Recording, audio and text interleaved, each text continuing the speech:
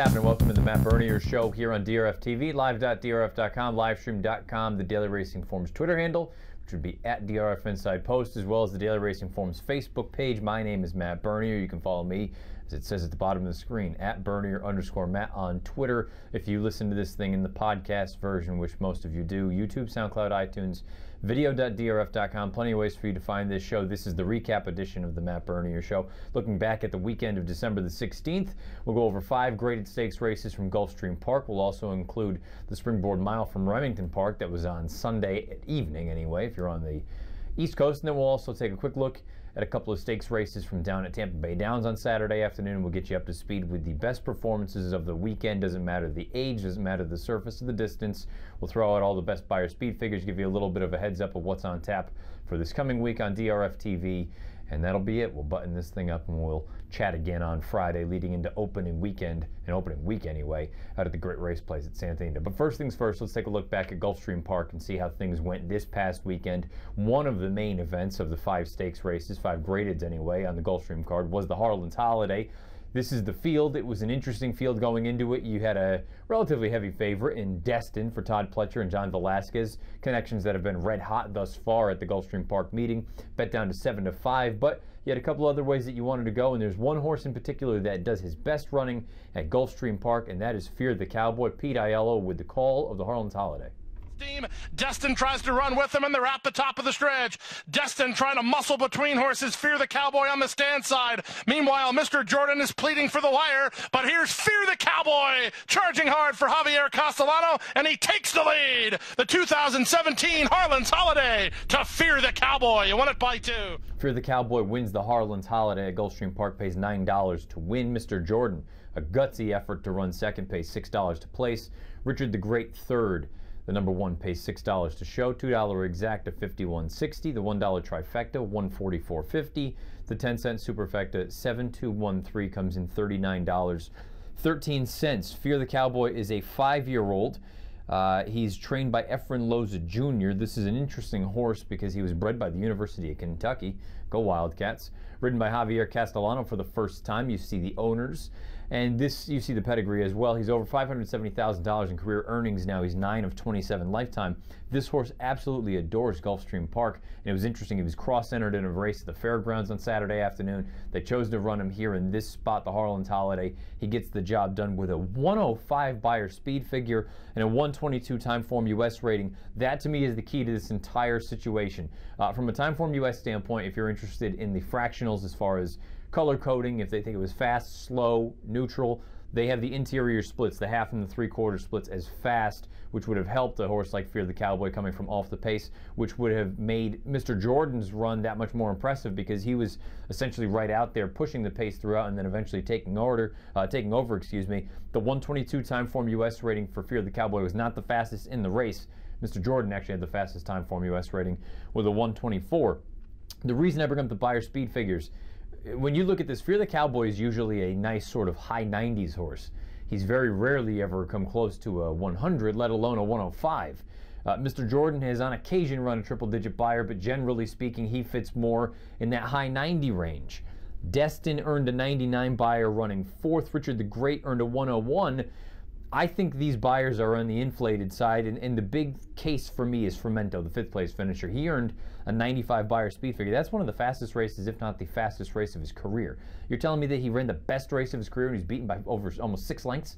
I just have a very, very hard time believing that. In my humble opinion, I think this is a little bit of an inflated number. I think this should be turned back a little bit. I'm going to approach this as if Fear the Cowboy ran something in the vicinity of a 100, but again, you can do that. With that, what you will, you be the one to determine if you think it was inflated, you think it was accurate, whatever the case may be.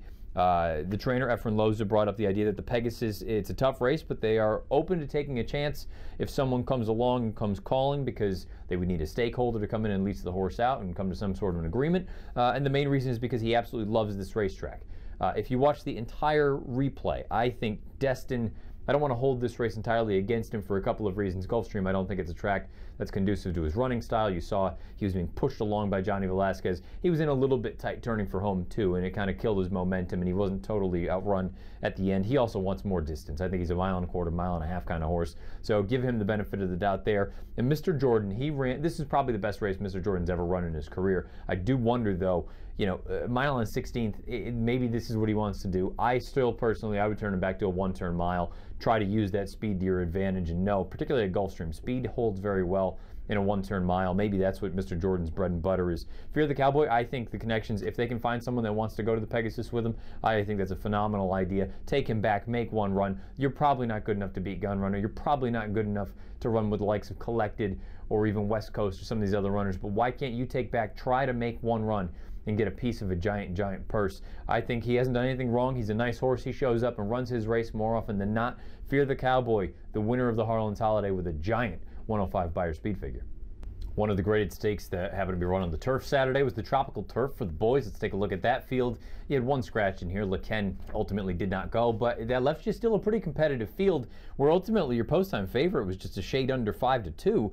That would have been black type for Christophe Clement and Joel Rosario. This was a race that it looked like it was going to be difficult to see a lot of pace signed on in here, and ultimately who was going to take the initiative, who was going to go on with it, and guess what? Whoever did go on with it, that's ultimately who ended up winning this race. As we see, this is the stretch run of the Tropical Turf.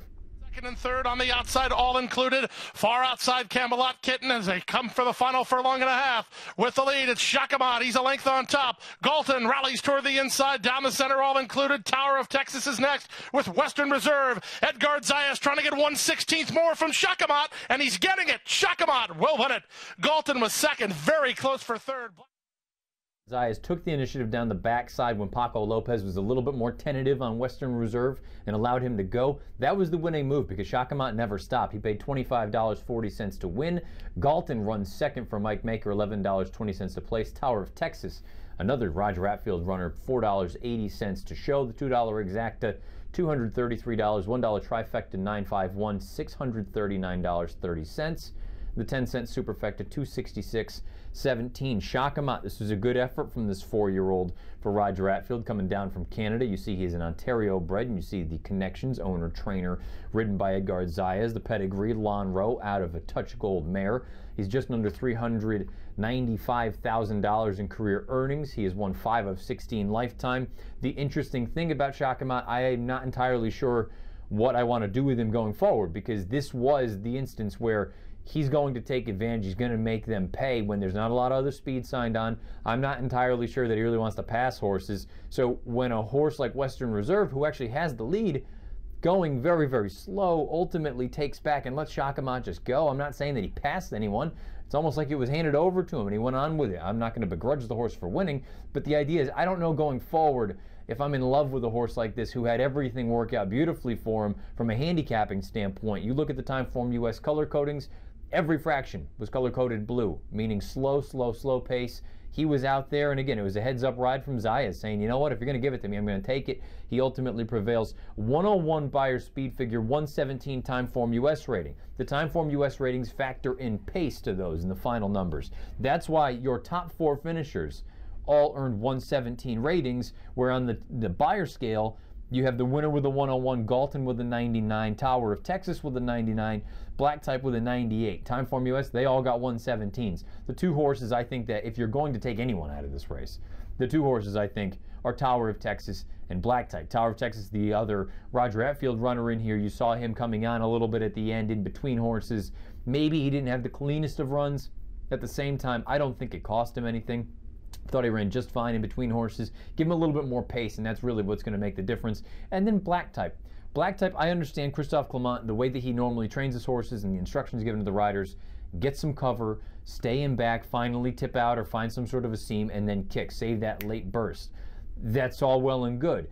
The problem is when there's no pace, when they go 49-3 to the half, 3/4 and 13, and Joel Rosario is last, and he's waiting, and he tips out, this horse finished in 22 flat. The problem is he would have needed to finish in 21 if he was going to have any chance of winning. I think when he gets a little bit more of an honest pace in front of him, certainly he can run well. I just wonder, this is a horse that had run so well when he was more forwardly placed. I don't know why you want to take that kind of tactical ability away from him. I know he broke a little bit slow in this spot, but he could have been more forward into this thing.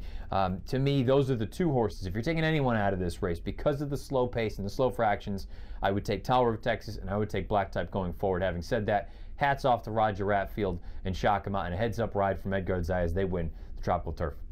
That was the boys' race. We switch over to the girls' race, which was earlier in the card, the My Charmer. You had a nice field assembled. Sugar McGahee's filly in here on leave. She looked like she was going to be the horse to beat on paper, shipping in from California. She's been well-traveled throughout her career, and she's really not done anything really wrong in this spot. She does a lot of good running. She shows up with her race. Sometimes good enough, sometimes it's not. Problem was you were going to have to accept a short number on her. She went off at 4-5, and ultimately she did not make the chalk players pay. Here is the stretch run of the My Charmer.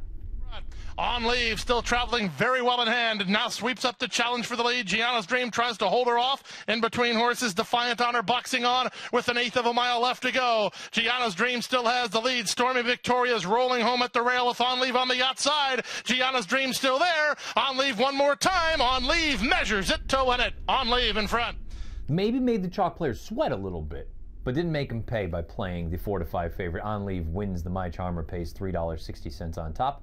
Gianna's Dream, a gutsy effort, a beautiful ride from Tyler Gaffalione. There's really not much else you could have asked for from this filly in this ride if you backed her, which I did, and unfortunately she couldn't hang on. Runs second, pays $5 a place, and the number 7, Stormy Victoria, $2.60 a show, $2 exacta 5/8 comes back $18.60, $1 try comes back $18.70, and the 10-cent superfecta 5/871, $29.02. I don't know where the 2 cents comes from, but $29.02. That's what it is.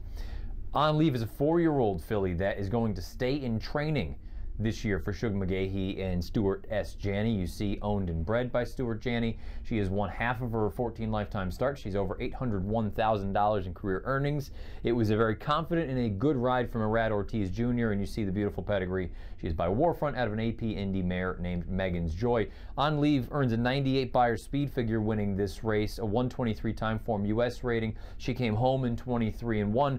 I think it is one of those things, you know, Shug said afterward, we're going to take a little bit of time. We're going to give her a little bit of a breather at Payson. We'll bring her back, and she'll take us where she tells us. You know, she's ready to go. We'll run in certain spots, wherever it may be. She's a nice horse. I don't think anybody's going to mistake her for a superstar, but she doesn't have to be a superstar. She earns a 98 Beyer here in the 123 time form US rating.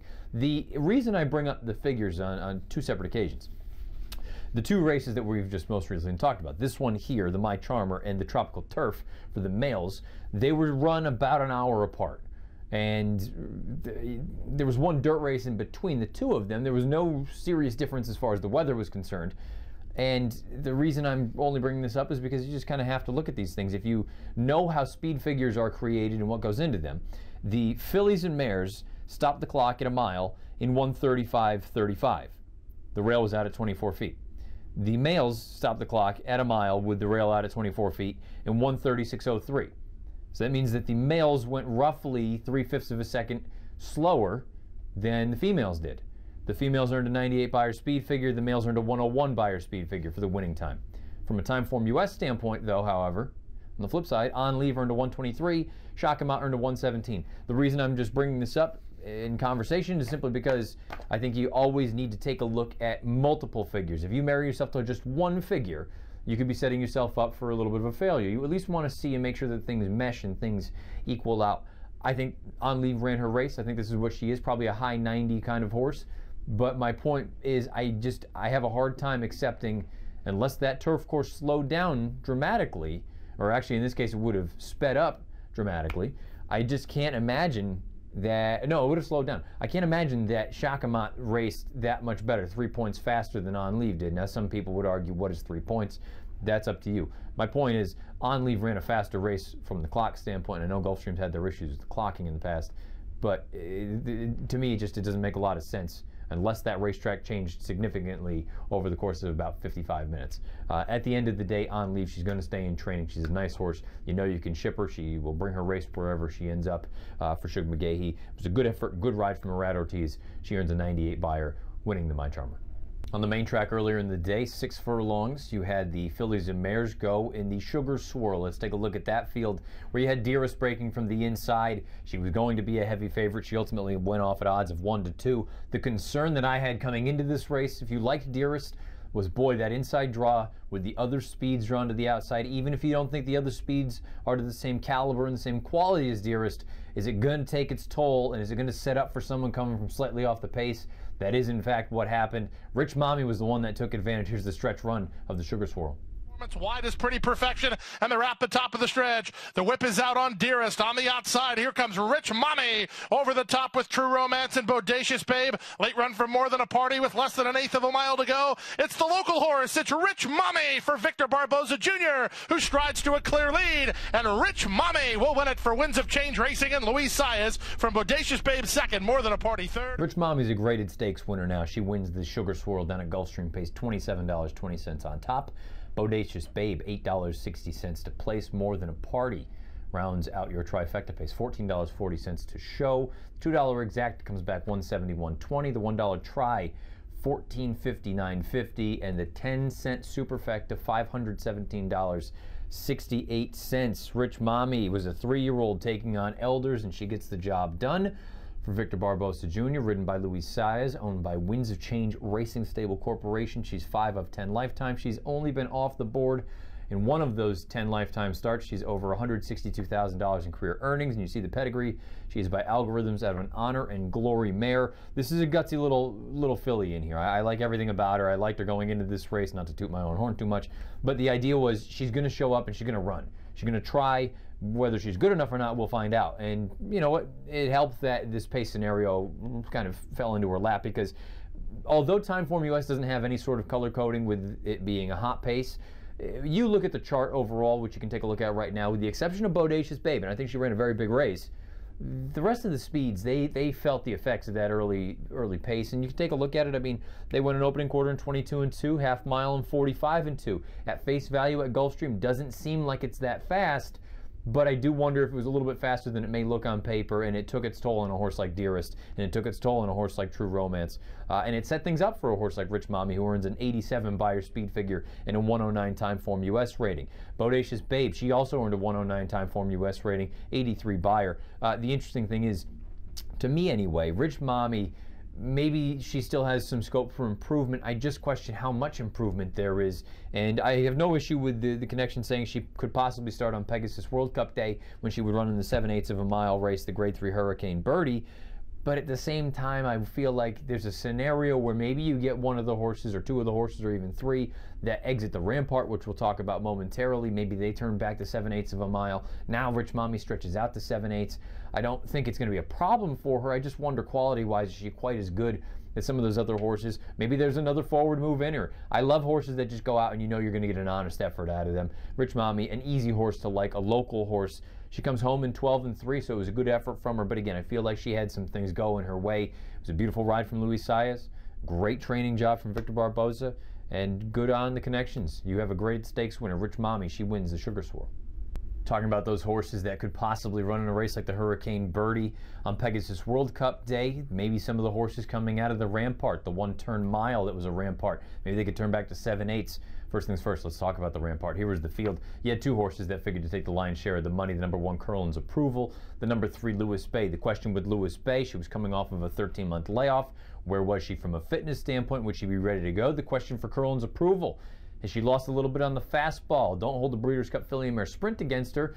But did she really deserve to be even money in a race like this, where maybe there's some other horses that have a little bit more upside? Maybe even a horse like Nona Mella, maybe a horse like Gamble's Ghost. Ultimately, it was a pretty decent duel turning for home, but then pretty quickly we found out where this thing was going to go. Here's the stretch run of the Rampart. Right-hand ride, 3/4, 110-3. They're at the top of the stretch. Luis Bay now asked to sprint for home. Curlin's Approval, the classy mare, is on the inside second. 6 ahead of her, battling on third. Nona Mella to the outside of Gamble's Ghost. But Luis Bay is keeping her mind to business, and she's driven out by Irad Ortiz Jr. Luis Bay to win the Rampart by a length in the end. Curlin's Approval gave her all she wanted, but had to settle for second. Luis Bay returns a winner. She wins the Rampart at Gulfstream Park, pays $6.80 on top. Curlin's Approval, she tried. It was a gutsy effort from her as well, just not quite as good. $2.60 to place. Nona Mella, $2.80 to show. I believe Nona Mella probably wants to go a little bit shorter than this distance. $2 exact to $18.40. $1 trifecta, $22.60, and the 10-cent superfecta. Probably not a race you should be playing the superfecta in for here, at least for 10 cents. $6.95. Lewis Bay is a 4-year-old. She's by Bernardini. She's out of a Summer Squall mare named Summer Raven. She's trained by Chad Brown. She's won 5 of 11 lifetime starts. She has earned $866,360 in her career. She is owned and bred by Alpha Delta Stables, and she was ridden to victory by Irad Ortiz Jr. She did what she has always done. Pop back to her left lead at the very end. That just kind of is what she is. She does it all the time. But it was a good effort coming back off of a long layoff. She earned a 95 Beyer speed figure, a 120 time form US rating. Got that final quarter mile in 25 and 2. Chad says the plan is for her to stay in training. And this is the kind of horse, I know she's been gone for a long time, but got to keep in mind, something that a lot of horses don't accomplish in their career, male or female. She's a graded stakes winner as a 2-year-old, a 3-year-old, and now as a 4-year-old. Really not an easy thing to accomplish. This is a very, very nice feather in her cap. When the time comes for her to go and be a mom somewhere, she is going to be, if they try to sell her, she's going to fetch a pretty penny just based on her pedigree and also based on her accomplishments. And if they choose to hang on to her and breed her themselves, they're going to have a very, very quality prospect as far as the broodmare is concerned. But before we get to that point, looks like there's going to be more racing for her still to come. Curlin's approval. She loves Gulfstream Park. She's going to give you what she's got. I still think a mile is probably a little bit far. I wonder if she's the one coming out of this race that maybe you see on Pegasus World Cup Day run 7/8 of a mile in that Hurricane Birdie. I think that distance is more suitable for her. The connections had said the 6 furlong Sugar Swirl, too sharp for the mile. She's okay at it, but maybe it's not her ideal distance. I think this is probably a tightener to get her ready for a race like the Hurricane Birdie. Maybe the horse that you want to just keep an eye on. Throw this one in some DRF Horse Watch. Gamble's Ghost on the far turn made a legitimate bid, and then she just flattened out down the lane. She couldn't sustain it. Keep in the back of your mind, though, Gamble's Ghost is a horse that is generally used to campaigning on synthetic surfaces. Running on the dirt, this is not what she's used to. I wonder if at a shorter distance, and I wonder if a little bit of a better timed scenario where she can kind of make that quick turn of foot like she's used to on the synthetic surfaces and kind of make that at a shorter distance on the dirt. Maybe that's going to be a suitable sort of scenario. So Gamble's Ghost, maybe one to throw in the back of your mind just for another spot. If she shows up in a shorter race, if she shows up somewhere else, this wasn't a terrible effort from her. On paper, it may not look good, but she made a legitimate bid on the far turn. She just flattened out a little bit down the lane. She couldn't stay on with the likes of Curlin's approval and the winner, Lewis Bay. Lewis Bay comes back to the race as a winner. 95 Beyer, 120 time form US rating in the Rampart. Getting down toward the end of 2017, which means these 2-year-olds are soon to be 3-year-olds. And Sunday's main event was at Remington Park. It was the Springboard Mile. $400,000 was the purse, and it was a scenario where you had a couple of buzz horses in this spot. Combatant took a ton of money. He ultimately went off as your post-time favorite at odds of 2-1. Stunned me because I really thought the outside horse, Gravitas, coming in from Southern California for Adam Kitchingman. He had a gaudy Beyer speed figure of a 93 coming out of the Bob Hope. I thought he was going to be ultimately your post-time favorite, even with that really difficult outside draw. Victor Espinoza was going to need to work something out, and he did just that. This is Gravitas winning the Springboard Mile. After 6 furlongs, 1 minute 11.71. It's Gravitos by 4. Combatant chasing second. Major Brown after that. Believing in Royalty a distant fourth, and then trying to chug along. Here's Kingsville moving up. A lot of work for everybody except Gravitos, out by 3. Combatant trying to cut into the margin late, but it's going to be Gravitos in the Springboard Mile to win it by 3. Gravitos on top. Combatant second. Kingsville up for third. Gravitas, this may be one of those instances where some of you folks at home, and I'm sure Andy Beyer is at the head of the pack, is looking at this saying $8 was a gift on this horse because he was the fastest horse in the race coming into it. And again, $8 on top for Gravitas.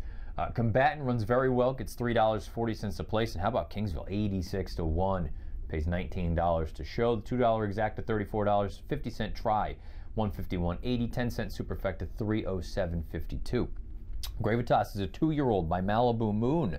He's out of a Najran mare, a good mare named Snowtop Mountain. She did most of her damage going long on the turf, which makes me still wonder if ultimately this horse, if for some reason, doesn't work out on the dirt. He could always transition over to the turf. See, Adam Kitchingman is the trainer. This horse is owned by Triple B Farms Bogosian and ridden to victory again by Victor Espinoza. 2 of 4 lifetime, $306,000 in career earnings. Since the blinkers have gone on, this horse has really woken up. He looks very, very good.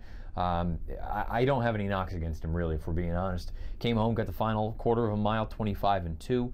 You look at this entire thing, Victor Espinoza after the race, he was just pretty much cruising the entire way. Not an easy thing, not an easy hand that he was dealt from that outside was Victor or this horse himself. Gravitas had to work something out. He's shown now that he can sit off the pace, and he's not going to be some headstrong idiot. He's out there. He's just going to relax, go on with it when he's told to go on with it.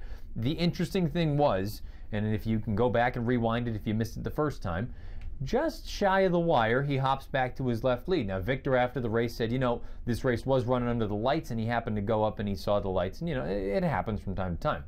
I have a different theory. If you slow the replay down, whether you do it in Formulator or you do it right here on the show and you go back and look, there happens to be a line right across the racetrack. That's right at the point when this horse, Gravitas, pops back to his left lead. I wonder, and I'm not entirely sure what it is, but I think that's probably where the starting gate was. And when they roll the starting gate out, you create a line. And we've seen in the past some horses pop over tracks. I think that's what it was. And again, you're going to have to slow it down a little bit and go back, maybe watch it 3 or 4 times if you're really curious. If you don't care, you don't care. I think that's what it was. I think he saw those tracks, he popped back to his left lead because he galloped out very, very strong. This is a very, very interesting horse. He earned an 88 Beyer speed figure, a 112 time form US rating. From a Beyer standpoint, he's toward the top anyway of the current 2-year-olds as we get closer and closer to that road up to the Kentucky Derby. Time form US rating is fine at this point in the year. It's not blistering, but it's not slow. He fits in here nicely. Adam Kitchingman said we're going to take a deep breath. He said a pretty hard 2-year-old campaign. He doesn't expect to see him run until February. Now keep in mind in the back of your mind, February, Santa Anita, Bob Lewis is going to be the first or second weekend in February, so maybe that's something that you're going to want to keep an eye on. Maybe that's a return spot for Gravitas, but Kitchingman said we've got a plan, but we want to make sure that he comes out of the race good before we take a step forward. Some of the other runners in here, I was a little bit disappointed in Believe in Royalty for Larry Jones. On the far turn, he made a bit of a bid going into it, and he just flattened out, couldn't sustain it, couldn't stay with this horse. Combatant, I thought it was a good effort here for Asmussen. This is a horse that, why can't he continue to take steps forward? It'll be interesting to see where all these horses come back and how they run and how they come back to flatter this form or kind of not flatter this form so much. But when you go through, no matter how you look at it, throughout the entire night of racing at Remington Park, this was a fast race. Stopped the clock in 37 flat. That was faster than older horses that went at a mile distance just earlier on the card. So I don't really have any knocks against this horse. I like everything that he's done thus far. He's got a beautiful pedigree. He's in capable hands. He obviously has a very, very good rider in Victor Espinoza. If you like Gravitas and he's the kind of horse you want to hit your wagon to if you're looking way, way early as far as Derby prospects is concerned, no knocks here. I think Gravitas could be the goods. He wins the Springboard Mile. Gravitas with an impressive performance winning the Springboard Mile. He got an 88 Beyer speed figure, but surprisingly enough, not the fastest 2-year-old male of the weekend. We are at that time in this program. Let's take a look at the best performances from this past weekend. Doesn't matter what gender, doesn't matter what age, doesn't matter what surface. Here they are. For those of you that are listening, I'll run them down for you. The 2-year-old male's the fastest effort was from a horse that a lot of people are excited about. His name is Principe Guillerme. He earned a 92 Beyer and an N1X down at the fairgrounds. As far as the turf is concerned, Reed Kahn, an 88 Beyer and an N1X down at Gulfstream Park. The 2-year-old females on the dirt, she's pretty lucky in a $50,000 stakes race, earned an 82 Beyer down at the fairgrounds. 2-year-old females, Passion Plus and an N1X at Tampa, 68 Beyer. 3-year-old males in a restricted race at Los Alamitos. Hot Sean gets back toward, he didn't win, but he ran a very good race with a 96 Beyer. Ballandine for the 3-year-old turf males with an 84 Beyer in a stakes race at the fairgrounds. 3-year-old females on dirt, Surprise Wedding with an 88 Beyer. Defiant Honor, a disappointing effort if we're being honest, in the My Charmer down at Gulfstream Park. She only earned an 81, and you wonder, Defiant Honor is just a very polarizing horse. When she's right, she can earn a big, big fig, and when she's not right, she can do this. She can earn an 81. Older males, I've already touched on it. Fear the Cowboy. He earned a 105 Beyer in the Harlan's Holiday. I personally believe that is on the high side. I think it should probably be closer to a 100, but we'll let time be the one to decide if that is an accurate statement or an accurate thought or not. And you are entirely up to your call if you think that was a ridiculous statement on my part to think that this is an inflated number, or if you think this is just spot on, that maybe it is a little bit on the high side. A 105 for Fear the Cowboy. The turf, older males, shock him out with a 101 Beyer winning the Tropical Turf. And the older females, Lewis Bay, she returns a winner with a 95 Beyer in the Rampart. And as far as the turf is concerned, how about On Leave for Shug and Stuart Janney? 98 Beyer speed figure winning the My Charmer. Those are your best performances of this past weekend, December the 16th, from a buyer speed figure standpoint. Let's lead you in to see what is up on deck for this week here on DRFTV. You can find these videos on video.drf.com as well as the Daily Racing Forms YouTube channel. You have all sorts of stuff starting here. This is on Tuesday if you're watching it live. You've already listened to the DRF Players podcast. You're going to see some other stuff coming up with Dan Illman and Nicole Russo. That would be the DRF Breeding Report. If you need any of that sort of in retrospect, you can go on to the Daily Racing Form YouTube channel and check out all the podcasts and all the other videos that go up. You're going to have all sorts of DRF Bets Race of the Day coverage. You're going to have all sorts of DRF Bets spot plays. And most importantly, as we get closer and closer to opening day at Santa Anita after the Christmas break, or the day after Christmas, I should say, we have the return of Brad Free with the Brad Free Report. You're going to see all sorts of different stuff, whether it's Southern California or from a national perspective. Brad Free returns to video.drf.com. And again, we're leading in the big news this weekend. The races may be a little bit later than what we had hoped for, but we're right there. We're at opening week and opening day for Santa Anita. That's going to be the day after Christmas, so a lot of good things still to come for you this coming week on DRFTV, video.drf.com, as well as the Daily Racing Forms YouTube channel. This has been the recap edition of the Matt Bernier Show. Again, if you've been watching on live.drf.com or livestream.com, thank you for doing so. Social media-wise, Daily Racing Forms Twitter handle at DRF Inside Post or the Facebook page, thank you for doing so. If you check it out, podcast, YouTube, SoundCloud, iTunes, video.drf.com. Questions, comments, suggestions, just want to harass me on Twitter at Bernier_Matt. This show comes up every Tuesday, and then every Friday we'll come through with the preview edition of the Matt Bernier Show. It'll be no different this weekend. We'll lead you into some good stuff, particularly out at Santa Anita, and then we will try to recap some things the following week. So good luck the rest of the week going forward. Again, enjoy all the other videos and all the other programming still to come on DRF TV until we see each other again, or until you see me again, because I won't see you. Best of luck.